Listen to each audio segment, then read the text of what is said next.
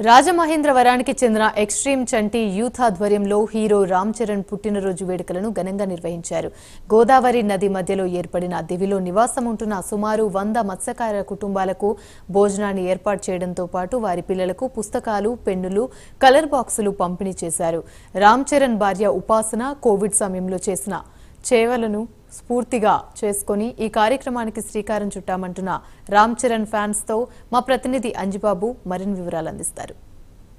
చేయాలనే తపన ఉండాలి గాని ఆ సేవ ద్వారా 10 మందికి ఆదర్శంగా నిలవాలనే ఆలోచన కూడా రావడం చాలా అరుదైన విషయంగా భావించవచ్చు. చాలా మంది సేవా కార్యక్రమాలు ప్రచార కోసం చేస్తుంటే ఇక్కడ మాత్రం రామ్ చరణ్ ఫ్యాన్స్ మాత్రం దానికి విరుద్ధంగా ఎక్కడో అంటే ఈ యొక్క పట్టణ ప్రాంతాలకు కానీ భూగోళానికి కానీ దూరంగా కేవలం గోదావరి గంగను మాత్రమే నమ్ముకుని ఇక్కడ లంక గ్రామంలో జీవనం సాగిస్తున్న ఈ యొక్క మత్స్యకారుల కుటుంబాలకి రామ్ చరణ్ పుట్టినరోజు సందర్భంగా భోజనాలు కల్పించడంతో పాటు ఇక్కడ ఉన్న చిన్నారులకి ఈ యొక్క విద్యను అభ్యసించే విధంగా ఏమేమైతే అవసరాలు ఉంటాయో వాటన్నిటినీ కూడా పుస్తక సామాగ్రిని కూడా ఇక్కడ పంచిపెట్టడం మనం చూస్తూ ఉన్నాం. ఇక్కడ కొంతమంది రామ్ చరణ్ పుట్టినరోజు చేసినటువంటి ఆ యొక్క ఫ్యాన్స్కి సంబంధించిన వ్యక్తులు ఉన్నారు, వారిని తెలుసుకున్నాం. సార్ చెప్పండి, ఇప్పుడు ఎవరైనా ఒక సేవా కార్యక్రమం చేయాలంటే దాన్ని ప్రచారం కోసం చేస్తారు, కానీ మీరు ఇంత లంక గ్రామాల్లో ఈ యొక్క ప్రజల్ని గుర్తించి ఇక్కడ సేవ చేయడం ఏ విధంగా భావిస్తున్నారు? ఇది నిజంగా గొప్ప ఆలోచన అండి. ఎందుకంటే సేవ చేసే ఏమంటారంటే దాన్ని సేవ చేసే మార్గాన్ని చాలా మందికి ఉంటుంది, కానీ చేసే యోగం కొంతమందికి ఇస్తాడు దేవుడు. అలాంటి దాన్ని గుర్తించడంలో చంటి తీసుకున్న నిర్ణయం చాలా సాహసోపేతం.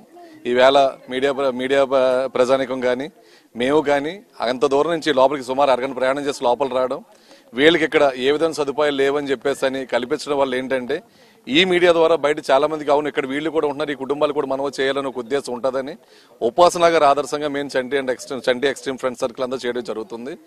సో ఈ విధంగా అందరూ కూడా వీళ్ళు గుర్తించి సహాయం చేయాలని చెప్పి మనస్ఫూర్తి కోరుకుంటున్నామండి.